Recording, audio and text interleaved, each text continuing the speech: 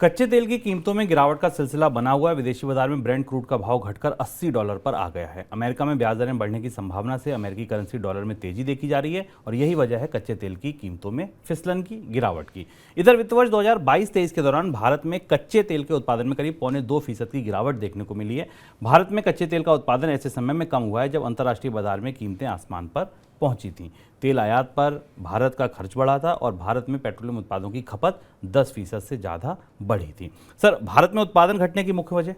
शुभम, आत्मनिर्भरता के तमाम सारी कोशिशों और दावों के बाद अगर आप ऊर्जा क्षेत्र की तरफ देखें ना, तो भारत का रिकॉर्ड काफ़ी खराब दिखाई देता है एनर्जी सेक्टर में। और खासतौर से इस समय हमें भारत की ऊर्जा आत्मनिर्भरता को लेकर तमाम गहरे सवालों से जूझना पड़ रहा है, ये दिख रहा है। क्योंकि उस समय जबकि भारत को $85 $90 का तेल आयात करना पड़ रहा है, तब देश के भीतर कच्चे तेल के उत्पादन में गिरावट हो रही। और ये इस साल का ही फिनोमिना नहीं है, लगातार पिछले 4-5 सालों से भारत में कच्चे तेल का घरेलू उत्पादन, कच्चे तेल का भी घरेलू उत्पादन और नेचुरल गैस का भी घरेलू उत्पादन, दोनों में गिरावट हो रही है। 2015 में सरकार ने ये कहा था, जब 2015 में सरकार का बयान आया था, हमें याद है कि 2022 तक भारत में तेल आयात पर निर्भरता को 87% से घटाकर 77% कर दिया जाएगा। यानी उस समय भारत अपनी ज़रूरत का 87% तेल आयात करता था। सरकार का लक्ष्य था कि 2022 तक इसे घटाकर 77% किया जाएगा और 2030 तक तो हम केवल 50% तेल का इंपोर्ट करेंगे।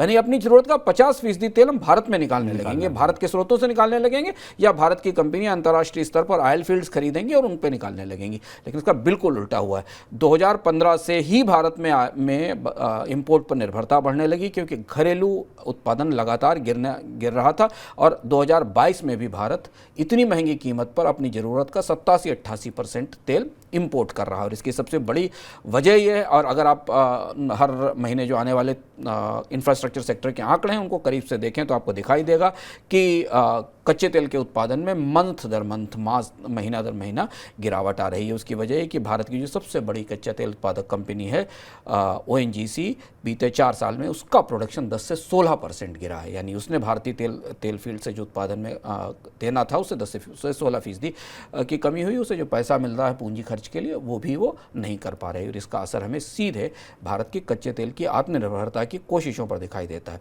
लगभग, और सिर्फ सरकारी कंपनियां नहीं, निजी कंपनियों के उत्पादन में भी गिरावट आई है कच्चे तेल की। और लगभग ऐसी स्थिति नेचुरल गैस के मामले में भी है।